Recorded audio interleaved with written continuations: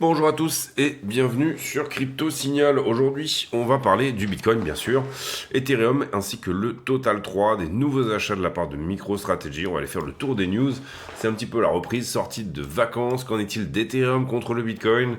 Voilà un petit peu toutes ces idées-là. Donc, on y va pour l'intro.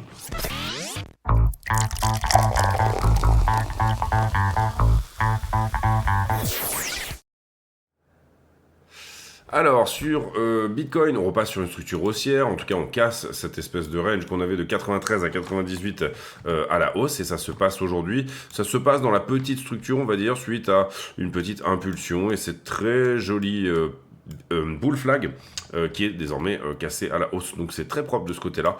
Personnellement, je pense qu'on peut viser un petit peu plus haut. Pour le moment, en tout cas, on tergiverse sur un endroit qui est relativement logique, c'est-à-dire ce niveau, globalement, 4 heures là. Si on arrive à passer au travers, ça sera très bon. En revanche, s'il rejette, eh bien, on pourrait éventuellement tenir un petit peu plus la zone pendant un certain temps. C'est un endroit à peu près logique pour tenir, pour en tout cas ne pas breaker tout de suite en 4 heures. On va voir si c'est le cas. On a cassé, ce faisant, le niveau 1 heure qui était ici.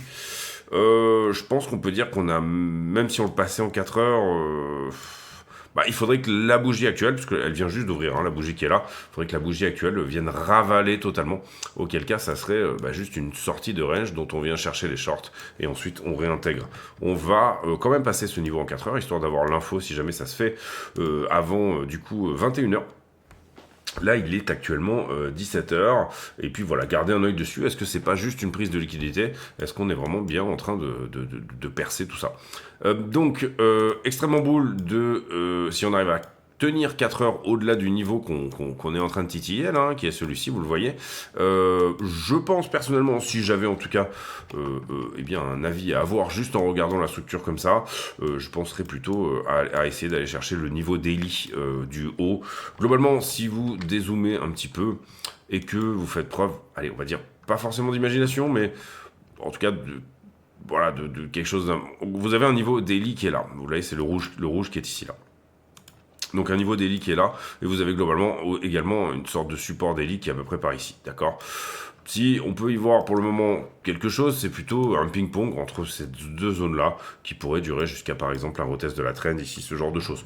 Pour le moment, en tout cas, on est sur une structure qui semble latéraliser.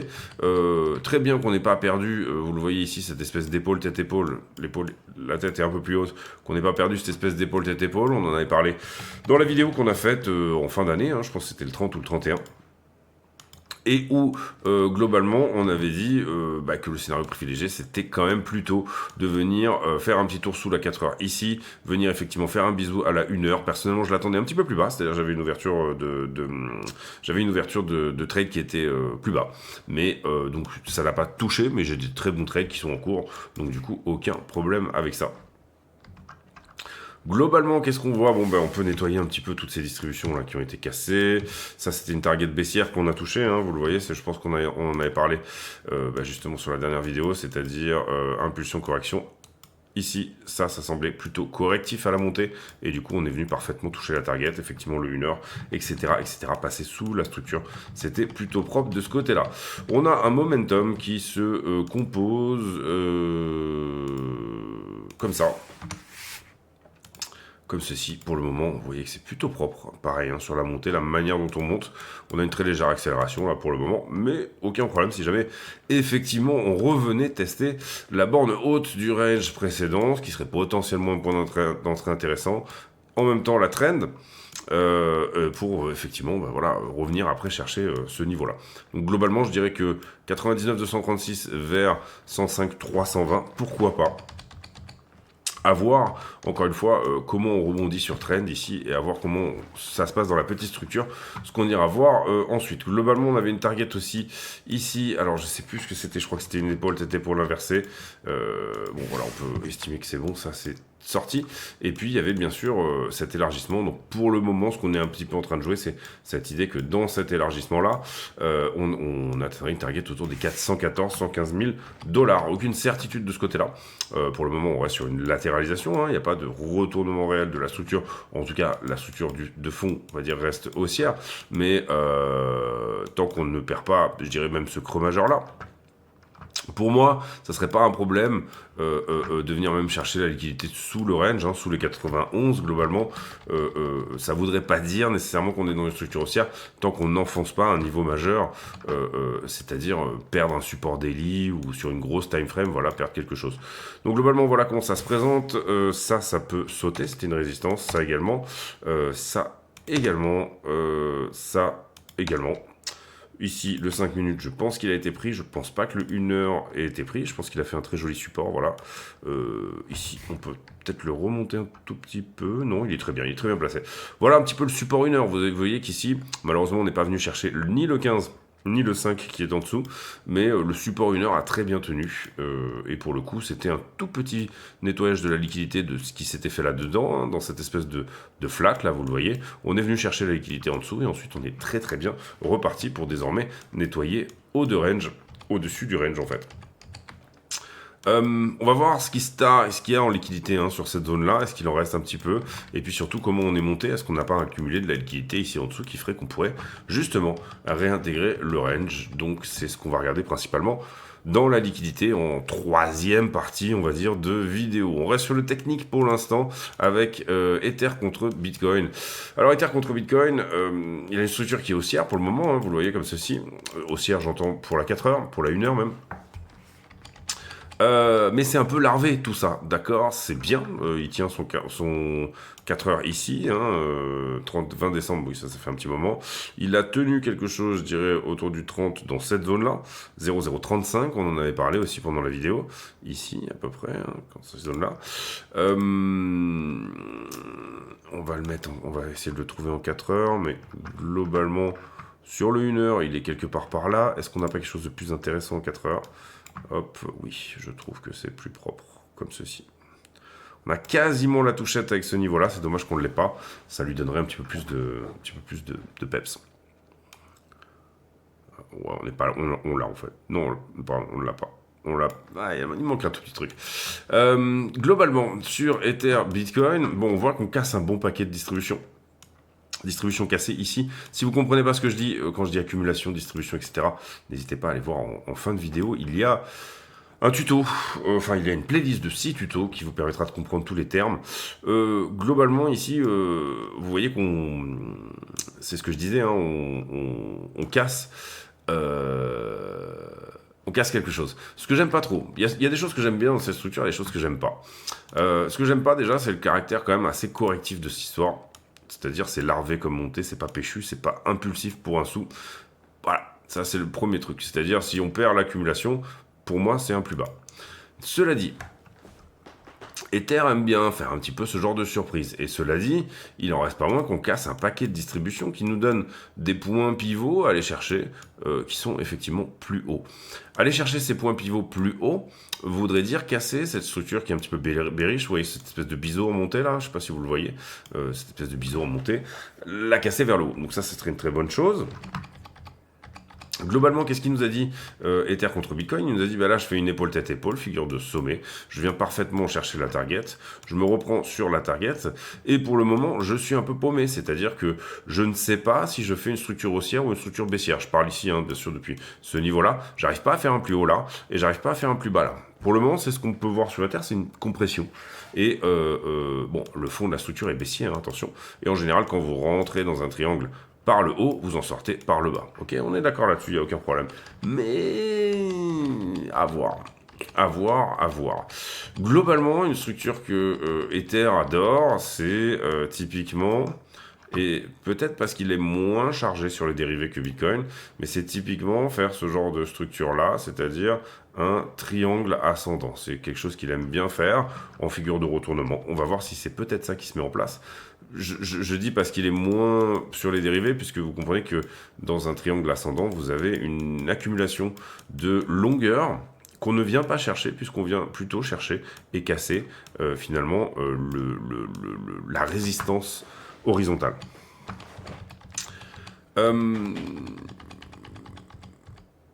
Donc voilà, beaucoup de points pivots, beaucoup de trends qui sont pétés vers le haut. On va d'ailleurs pouvoir nettoyer un petit peu aussi tout ça, c'est-à-dire là vous voyez très jolie structure sur le 4 heures, très joli rebond sur le 4 heures. Hein. Moi, je le dis souvent, j'aime beaucoup quand il y a une trend plus un niveau horizontal, deux choses pour supporter le prix. Quelque chose, on va dire, qui est aussi porté par le temps, hein, une oblique. Une oblique, c'est un support dans lequel vous ajoutez un petit peu le temps, hein, à savoir bien évidemment l'abscisse de votre graphique. Voilà, ce que j'aime pas trop, c'est que c'est un peu larvé, un peu moumou, quoi. Voilà, on aimerait bien une belle impulsion. Globalement, sur le fond, là, encore une fois, le fond de la structure reste baissier, mais l'idée, ça serait de revenir à minima au 0,047 et peut-être même de breaker la grosse structure, c'est-à-dire tout simplement passer sur une structure haussière sur Ether contre Bitcoin long terme. Vous voyez qu'il a bien dégueulé là, il est quand même sur des niveaux qui sont intrinsèquement intéressants et on va voir encore une fois ce qu'il en est pour la suite. Sur Ether contre le dollar, on va zoomer un petit peu, on va se mettre en 4 heures. Voilà. C'est un peu la même chose, on a cassé cette structure en élargissement en descente. Théoriquement, on vise 4355. Maintenant, pour le moment, on n'est pas sur un truc extrêmement péchu. On est en train peut-être de s'affranchir de ce niveau-là. On rebondit, vous le voyez ici sur le 4 heures, autour du 1er janvier. Hein, on est revenu le visiter, il a bien fait son taf de support. Et puis derrière, boum.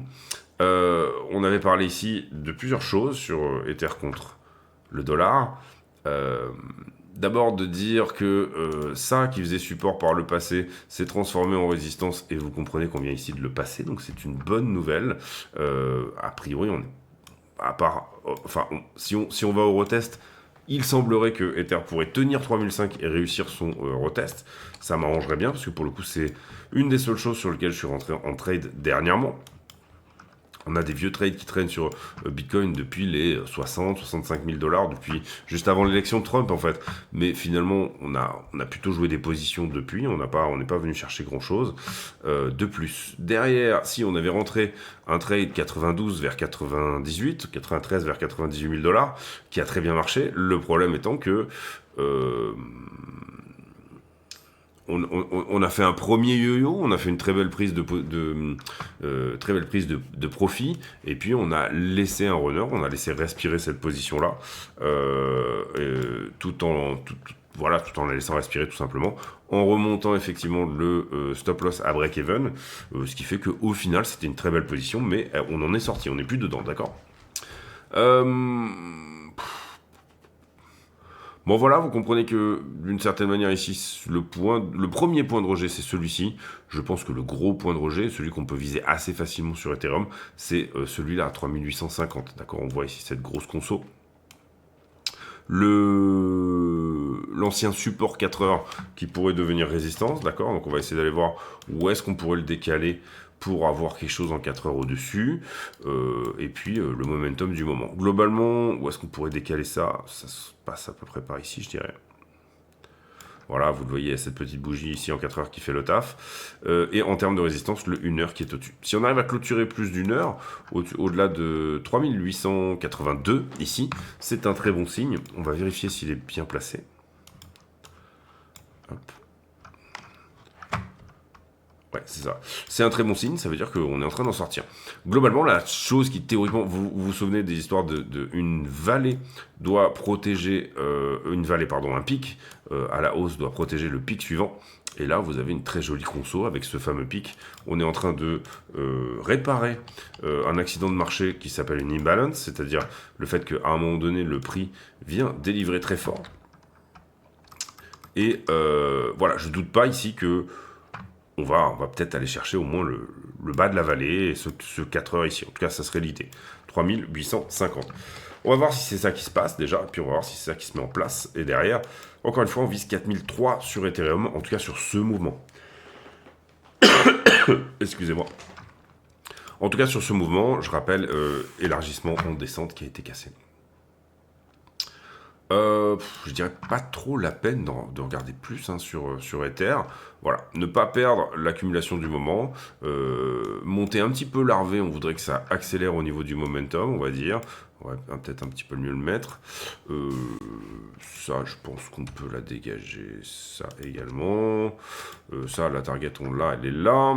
Et nous, on a une target de fond de trade qui serait autour des 2003. On a une très légère accélération du momentum qu'on voudrait voir éventuellement pérenniser, hein, c'est-à-dire une parabole. Très légère accélération du momentum. Vous le voyez ici avec, j'avais un momentum qui était comme ça et qui d'un coup, à la cassure du triangle rectangle qui était ici, dont on avait parlé pendant la vidéo du, je sais plus, autour du 30 novembre ou quelque chose comme ça, qui a très bien cassé. Maintenant, ça larve un peu la montée, donc attention, ça pourrait nous préparer une petite correction des familles. J'entends par là un retest des 3005. Ok, c'est complètement l'idée. On rejette sur le premier truc, on revient retester éventuellement 3005, c'est un peu ce que je vous expliquais tout à l'heure par rapport à Bitcoin également, et puis derrière on vient chercher à minima une target là, et peut-être même, pourquoi pas, les targets de l'élargissement et ou du trade en plus. Les altcoins, total 3. Alors, sur les altcoins, là où ce qui est plutôt propre, hein, d'une certaine manière, il y a un truc qui est sale, un truc qui est propre. Donc je ne sais pas lequel vous voulez en premier. Globalement, ce qui est sale, c'est d'avoir perdu cette espèce d'élargissement en montée. Ce qui est très propre, c'est d'avoir fait un bull flag et d'avoir réussi à le casser et peut-être potentiellement d'être en train d'accélérer. Donc sur les altcoins, sur performance de Bitcoin par rapport aux altcoins ou pas, eh bien, pour le moment, on a une Bitcoin dominance qui est un peu entre deux. Sur les altcoins, je ne vais pas développer plus que ça. On peut aller chercher 30% de dominance. C'est vraiment ce qu'on recherche, nous. Et vous le voyez que là, on a fait cette poussée, cette structure plutôt corrective et derrière une poussée à nouveau. Donc, personnellement, j'irais vraiment plutôt dans l'idée que les alts vont effectivement à 30%. Sur la Bitcoin dominance, hein, puisqu'il va falloir que Bitcoin lâche de la dominance aux altcoins, si on veut que ça reparte pour elle. J'entends par la petite cap, etc. Bah, globalement, la grosse photo, on va dire, sur la Bitcoin dominance, c'est que... effectivement, on perd quelque chose, hein, déjà depuis un certain temps, puisque la structure a corrigé, mais elle n'a pas attaqué ses creux majeurs. Pour moi, le creux majeur, il est autour des 54%, et pour le moment, on n'y est jamais allé. On en avait beaucoup parlé aussi, puisque on avait montré pas mal de choses sur la Bitcoin dominance dernièrement. On perd ici cette accumulation, ce qui est plutôt une bonne chose. Ce qu'on ne veut surtout pas, c'est tout simplement flaguer. Flaguer ici, j'entends faire un bull flag. Et vous voyez que globalement, cette hausse désormais, maintenant qu'on a un peu le développement, la hausse nous semble quand même un petit peu plus impulsive que ce qui s'est passé à la baisse. Donc attention à ça, comme ça. Voilà, d'accord. Ça, c'est pas très joli. Donc ce qu'on veut, c'est un rejet massif ici. Alors peut-être qu'il est en train de tergiverser notre ami. L'idée étant bien sûr que la crypto passe risk-on pendant un certain temps à minima. C'est-à-dire que, on va dire que si Bitcoin est plutôt le truc le moins risqué, on veut que la crypto... En tout cas, on avait bien vu ce rejet ici. C'était un bel endroit de rejet. Et puis, ce qu'on veut voir maintenant, c'est vraiment une perte assez massive, globalement. Quelque chose qui fasse ressembler plutôt le concept à impulsion, correction, ici, qui est quand même assez sharp, hein, et impulsion supplémentaire, d'accord. Ce qu'on veut également, c'est, bien évidemment, si j'arrive à trouver quelque chose dans le passé qui ressemble à ce qu'on veut, ça sera peut-être plus parlant. Hop.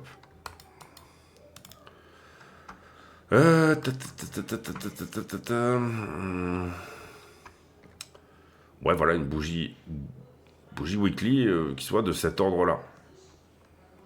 Sous-entendu, là, ce qu'on est en train de voir, c'est cette montée un petit peu larvée. Alors là, il y a un très beau support, hein, qui était bien horizontal. Donc ça marche moins bien. Peut-être plutôt quelque chose comme ceci, vous le voyez. Et puis là, vous voyez qu'on descend, on fait quelque chose d'un petit peu larvé, et puis finalement, boum, c'est finalement l'altcoin season de 2021.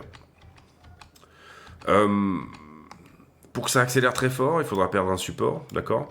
D'abord support intermédiaire, vous le voyez ici, et puis support, on va dire, comment dire, historique, entre guillemets. je dirais que le support un peu historique, il est plutôt autour des 54, et je dirais que le support intermédiaire, bah, désormais, on le voit autour des 55, quoi. 54, 55, si ça descend, on n'aurait pas trop de mal, peut-être, potentiellement, à venir autour des 40% de dominance. On va voir si c'est ça qui se met en place, c'est pas une certitude. Intéressant aussi à noter ici en 4 heures. Alors, un market cap de l'USDT, et bien qu'il s'est pris des petites tartes, hein, bien sûr, avec Mika, etc. Normal. Donc ça, c'est plutôt propre. Mais surtout, USDT plus USDC qui finalement est flat. D'accord. Donc il n'y a pas eu... Tous ceux qui appelaient au FUD, moi j'en ai même pas parlé de cette espèce de FUD autour de l'USDT au 30 décembre, parce que c'était vraiment pas un truc que je trouvais intéressant. Peut-être pour faire des vues à la limite, mais voilà, faire peur aux gens pour faire peur aux gens, je vois pas trop l'intérêt. Voilà pour la partie technique. J'en profite pour vous dire de ne pas hésiter à vous abonner, activer la cloche de notification, éventuellement venir nous rejoindre sur le Discord dont le lien est en description de la vidéo. On ira faire la conclusion après avoir vu toute la partie technique bien sûr, et là on va d'abord regarder bien sûr tout ce qui est partie fondamentale. J'ai pas retweeté grand chose depuis quelques jours, encore une fois on était plutôt en vacances.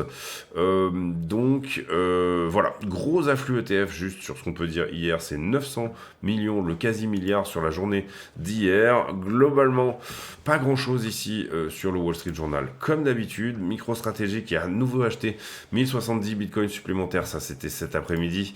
Et voilà, pour le moment, on a fait pas mal de vidéos sur MicroStrategy, mais on va leur dire bravo pour cet achat. Ici, pas grand chose non plus sur Coindesk. Cointelegraph, le Mika pourrait attirer plus d'investissements crypto malgré les inquiétudes de surrégulation. Je pense que c'est complètement faux. Hein. Si vous êtes un hub crypto, vous allez aller aux Arabie Saoudite ou en Arabie Saoudite ou bien aux États-Unis ou bien ailleurs. Globalement, vous allez développer une entreprise quelque part et puis ensuite vous allez faire suffisamment d'argent pour éventuellement venir ouvrir quelque chose de surrégulé qui vous coûtera énormément d'argent pour attaquer effectivement le marché européen. Donc ça n'a que très peu d'intérêt. Nous, ce qu'on veut, c'est des sièges sociaux, hein, des entreprises crypto, mais qui payent leurs taxes en Europe. Et ça, il n'y en aura pas des masses, je vous le garantis. Ensuite, Central Bank... tremper l'orteil ici pour effectivement des baisses de taux à nouveau. On va venir avoir le calendrier économique juste après. ASML, qui est une stock pour les puces, enfin, c'est les machines qui fabriquent des puces, qui est apparemment en train de bien marcher aujourd'hui. Et le gouverneur de la Fed qui dit faites attention au marché des actions. Rapport ADP, ça c'est pour après-demain. Important. Parce que ça nous permettra d'avoir un œil sur le US Employment Report, c'est-à-dire globalement, qu'est-ce qui s'est passé au niveau du chômage en ce qui concerne le mois de décembre. Et ça sera une info très importante pour pouvoir front-runner un petit peu ce que va pouvoir faire la Fed ou ne va pas pouvoir. Hein. Comprenez bien qu'une augmentation du chômage ici serait, je dirais, plutôt bénéfique à la crypto. Sous-entendu, une augmentation du chômage pourrait éventuellement faire que Powell soit pieds et mains liés et soit obligé de continuer à baisser les taux. Et en ce moment, on va dire que l'économie réagit quand même plutôt mieux à cette idée d'une sphère monétaire qui va bien, qui est en train de baisser ses taux, plus qu'une sphère économique qui va bien, c'est-à-dire qui est en train de faire de la croissance et de l'emploi. Globalement, je le vois comme ça. En ce moment, vous avez parfois des dichotomies qui se créent entre la sphère économique et la sphère monétaire. Il faut bien les comprendre, il faut bien... Enfin, des dichotomies, oui, une manière de fonctionner pas ensemble. D'ailleurs, globalement, ça fonctionne plutôt pas ensemble, puisqu'il y a une forme de lag de la sphère monétaire sur la sphère économique, bien évidemment. Et globalement, voilà, un chômage légèrement au-dessus du consensus serait plutôt une bonne chose ce vendredi. Mais bien au-dessus, ça serait pas une très bonne chose, puisque bien au-dessus, ça voudrait dire que l'économie va très mal et qu'on va vers une récession. Si on va vers une récession, comprenez bien que du coup, le marché action est obligé de se dire que les earnings vont être pourris, donc que le bénéfice par action va être pourri pendant X temps, donc il y aura bien évidemment un sell-off sur le marché action qui se répercutera sur le marché, enfin sur Bitcoin bien évidemment. J'essaye de trouver ici quel est le consensus, je crois qu'on avait regardé, je crois que c'était 4,3. Il me semble qu'on avait déjà regardé, j'en suis pas sûr du tout. Et globalement, là, on cherche quelle date déjà? On cherche le vendredi 10. Vendredi 10 qui est ici, c'était 4, on avait le forecast 4,3 et le consensus est à 4,2, c'est-à-dire un plateau de chômage. Pas plus de chômage, pas moins de chômage. Donc on regardera bien 2 jours avant le rapport ADP. Qu'est-ce que le rapport ADP? C'est finalement une sorte de sondage, une boîte, on va dire, privée qui va appeler plein d'entreprises et qui va leur demander, et vous avez embauché ou pas ce mois-ci? Et donc du coup, vous avez, c'est un truc assez énorme, hein, bien sûr, vous avez globalement le sens du vent par rapport à ce qui va se passer 2 jours après. Allez, on regarde les liquidations maintenant. Qu'est-ce qui s'est passé en termes de liquidation? 200 millions de liquidations sur les dernières 24 heures. On a liquidé plutôt du short, Bitcoin, Ethereum, qui nous donne à peu près 86 millions, c'est à peu près la moitié, ça reste tout à fait normal. C'est une journée tout à fait normale. Par contre, vous comprenez bien qu'on a poussé de 3000 dollars. Donc pour une poussée de 3000 dollars vers le haut, ça n'est pas vraiment une journée normale. Ça doit vouloir nous dire quelque chose, ça veut dire que les shorts avaient pour certains pris profit ou alors qu'ils sont en train de défendre des liquidations potentiellement et donc du coup d'accumuler des positions vers le bas. Carnet d'ordre, on est méga vide. On a traversé ici un ordre à 100 000 dollars, à 129, une vente de 129 bitcoins. Prochains ordres à la vente, 105, globalement, 107, 105, 107. Il n'y a pas grand chose, hein, sur Binance en tout cas. Il n'y a pas grand chose.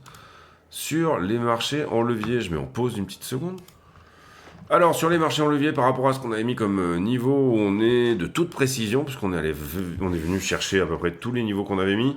On a fait la vidéo, je pense, ici, autour du 30 décembre, quelque part par là. Ici, le funding est passé négatif, c'est très propre.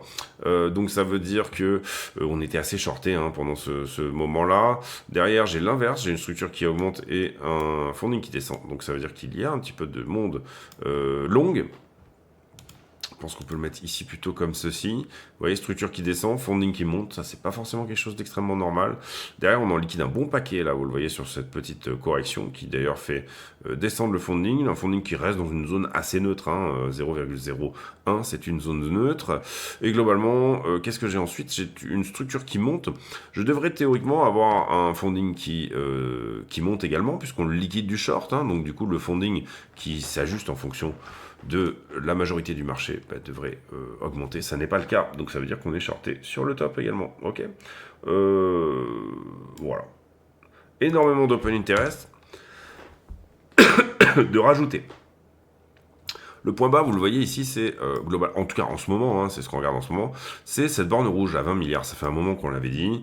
Et le point haut, c'est 24 milliards. Ça fait un moment qu'on l'avait dit aussi. En général, le prix a tendance à refuser de prendre plus d'open interest. Open interest étant le nombre de contrats en circulation que 24 milliards. Et il a tendance à accepter d'en prendre plus quand on est autour des 20 milliards. Donc on va voir si c'est ça qui se met en place. En tout cas, on est long sous la structure, shorté sur la structure. Globalement, on était pas mal shorté là. C'est pour ça qu'il le prix a short squeezé. Toutes ces histoires. Vous le voyez ici, augmentation du prix, diminution du funding. Et après, on a eu cette latéralisation prix, latéralisation funding. Donc on peut pas vraiment dire que... Enfin, vous comprenez que l'endroit où on était vraiment énormément shorté, c'est plutôt ça que ça. Donc il faudra aller voir ici dans le passé si on a des choses, mais a priori...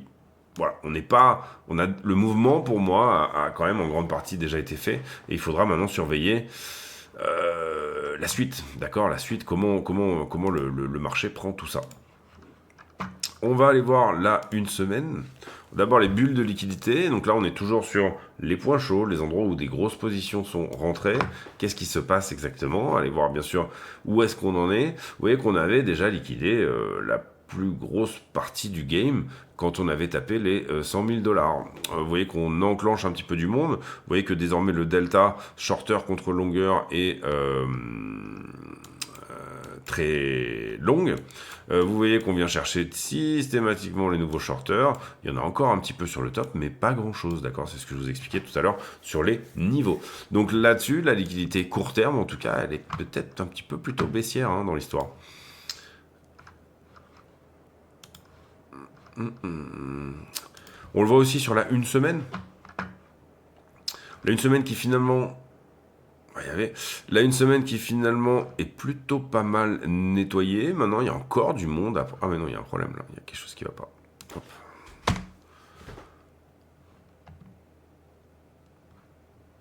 Enfin, je pense.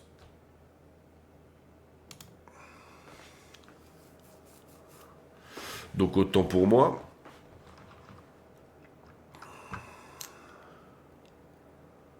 Là, une semaine qui est littéralement totalement nettoyée. Et alors, on manque un peu de liquidité intermédiaire pour faire la jonction, mais vous voyez, pas mal de monde garé finalement entre 90 et 97 000 dollars, ce qui voudrait dire réintégrer le range. Ça ne veut pas dire que c'est obligatoire. Globalement, la meilleure config possible pour sortir d'un range, bah, c'est un peu celle qu'on est en train de faire, c'est-à-dire je vais me garer, excusez-moi, de toute façon on a fini avec la liquidité, on va pas faire Ethereum, je vais me garer au-dessus, et je le fais avec une belle bougie qui pousse. Maintenant, attention, vous avez bien compris que globalement ici, on a une jolie poche de liquidité. Alors, pour moi, elle est plus fraîche et péchue. J'aurais tendance à dire tout ça, d'accord. Je dirais que 96 peut être un bon support si jamais on corrige. Tout à l'heure, on a parlé de la possibilité, et ça reste possible, de bousiller de l'open interest tout simplement en faisant ce mouvement-là, c'est-à-dire 99 265, d'accord. Boum, boum, ok. Relativement possible aussi, on va aller faire un petit tour juste sur ici, voir quantité d'open interest qui rentre depuis justement 80. Oui, oui, littéralement oui, oui, c'est tout à fait, ça serait tout à fait logique, d'accord. C'est-à-dire venir tout simplement chercher quelque chose juste là, juste en dessous là.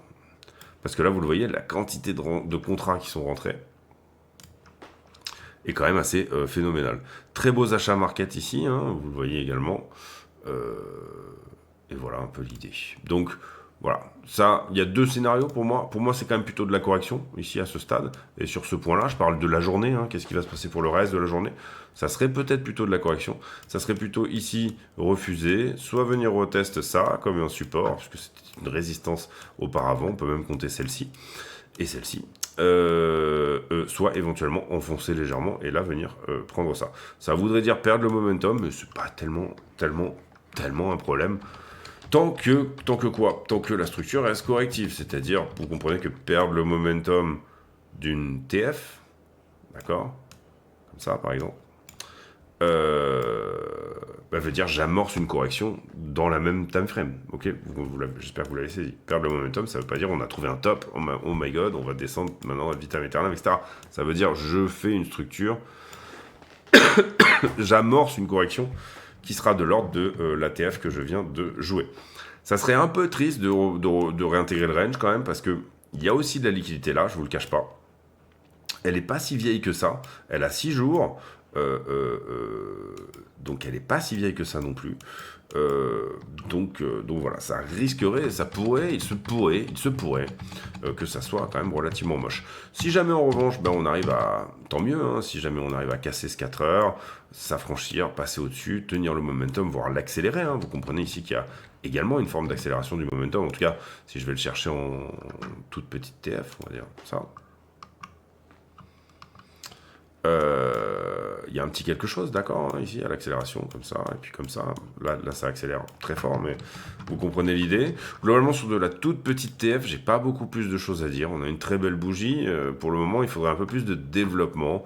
Vous voyez qu'il y a un petit support, une petite résistance. Il y a un petit support ici sur zone autour des 98 763. Personnellement, je pense pas que ça tiendrait, parce qu'il y a tellement de liquidité à 80... Ah, j'ai dit 99,2 tout à l'heure. Oui, donc ça pourrait être l'endroit. Pardon, autant pour moi. Il est où mon niveau? Il est là. Ça pourrait être l'endroit où, effectivement, sur du 15, un bel endroit pour éventuellement rentrer. On est légèrement au-dessus. On est plutôt par ici, d'accord? Non, pardon. On est très bien.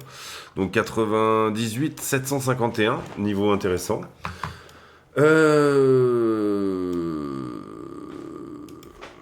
Et en dessous, sur de la petite TF, il va falloir voir. Là, en fait, si vous voyez bien que c'est pareil, si on fait ça, et qu'on construit un nouveau support 15 minutes ici et là, et qu'on le casse, bon, du coup, ça nous donnera un nouveau... On sait qu'il y a un tout petit peu de short au-dessus, mais vraiment pas grand monde. J'ai pas le sentiment que le marché soit extrêmement shorter. En revanche, voilà, il y a un monde où, revenir plutôt sur cette zone-là, 97,5. Et pourquoi pas, on l'a dit, cette zone-là, finalement, ça serait la belle zone à viser, hein, 96. On a parlé de liquidité là-dedans. Ça pourrait faire switcher bien le marché dans un biais très short, d'accord? Pour le moment, c'est pas excessivement le cas, ou en tout cas, quand c'était le cas ici, vous comprenez, pour le coup, puisque là, vous comprenez que ce qu'on vient de short squeezer, c'était tout ce qui était garé là, là et là. D'accord? C'est ce qu'on vient de faire ici. Retour sur le 15 minutes, et boum, je viens chercher tout le monde. Donc, conclusion de cette vidéo. Alors, je pense qu'on est parti pour une petite correction. La question étant où elle s'arrête. Si je devais avoir un avis privilégié entre finalement les 3-15 minutes qu'on a sous les yeux, hein, vous les voyez ici, globalement, il y a celui-ci, celui-là, là, ils sont très propres, hein, celui-là, et puis vous avez celui-ci. C'est les trois niveaux qu'on regarde un petit peu sur la montée. Après, derrière, vous voyez qu'on est ici à l'attaque d'un creux qui, théoriquement, doit protéger la structure. Il y a de la liquidité, ça ne veut pas dire qu'on ne peut pas le perdre, mais bon, si on doit protéger quelque chose, a priori, ça sera plutôt dans ces zones-là. Allez, globalement, je me lance. Je dirais qu'il y aura une réaction, à minima, quand même, là-dessus, parce que c'était vraiment ici, il y aura une belle réaction. Est-ce que ça viendra casser le top ? Au moins le revisiter, voilà, je pencherai pour quelque chose de un peu comme ça. Et après la question c'est est-ce qu'on flatte ou est-ce qu'on flatte étendu pour venir, vous le comprenez ici, voilà, une flatte c'est ça, pardon, une flatte c'est ça, d'accord, une flatte c'est plat, et une flatte étendue c'est ça. J'opterais bien pour un truc assez sale, c'est-à-dire une forme de tac, tac et tac, d'accord ? Hop, ici, joli point d'entrée, et derrière, on continue la structure avec une structure plus grande, et ainsi de suite. Voilà un petit peu mon sentiment. J'espère que ça vous a plu, en tout cas, que ce temps passé pour vous a été intéressant. J'ai pour habitude, en fin de vidéo, de poser une question à la con, c'est-à-dire une question qui n'a rien à voir avec le prix du Bitcoin, mais qui nous permet de converser de choses et d'autres. Tiens, j'ai découvert pendant ces vacances les échecs. C'était un truc que je connaissais pas du tout, mais vraiment, enfin, genre, je connaissais les règles vite fait, mais j'avais jamais vraiment joué, fait des parties, etc. Et comme mon fils y est mis, pour lui expliquer un peu les trucs, etc., j'ai commencé à me mettre un petit peu dedans, voilà, pour l'aider, parce que c'est cool, et qu'il avait vraiment envie de jouer, hein, et que là, il s'est mis dans un club, etc. Donc du coup, voilà, pour qu'il soit pas trop à la traîne, puisqu'il prend ça en milieu d'année, et j'ai commencé à regarder, on joue des parties maintenant tous les soirs, et j'ai commencé à regarder pour bien lui apprendre les choses, etc., et puis pour pas lui apprendre que ça soit encore pire. Voilà, je me fais éclater, hein, je me fais laminer littéralement sur Chess.com, je me fais complètement exploser, mais par contre j'adore ça, je trouve que c'est vraiment cool, et je comprends pas que je sois passé à côté, parce que ouais, c'est vraiment un truc vraiment, vraiment, vraiment sympa. Donc est-ce que vous jouez aux échecs, et quel est votre avis là-dessus? Dites-moi ça en commentaire de la vidéo. On se retrouve demain pour une nouvelle. On va reprendre le rythme de toutes les vidéos tous les jours, plus les vidéos affiliées, etc. J'espère que vous avez passé des bonnes fêtes. J'ai oublié de vous souhaiter tout le meilleur pour 2025. Plein de gros trades bien réussis. Surtout, bien sûr, la santé. Et puis, voilà, une belle lecture du marché. Parce que c'est toujours bien gratifiant et bien cool, bien sûr, d'être dans le bon sens au bon moment. Et avec la bonne taille de position. Je vous souhaite à tous une très bonne journée. On se retrouve demain pour une nouvelle vidéo. D'ici là, portez-vous bien. À très bientôt.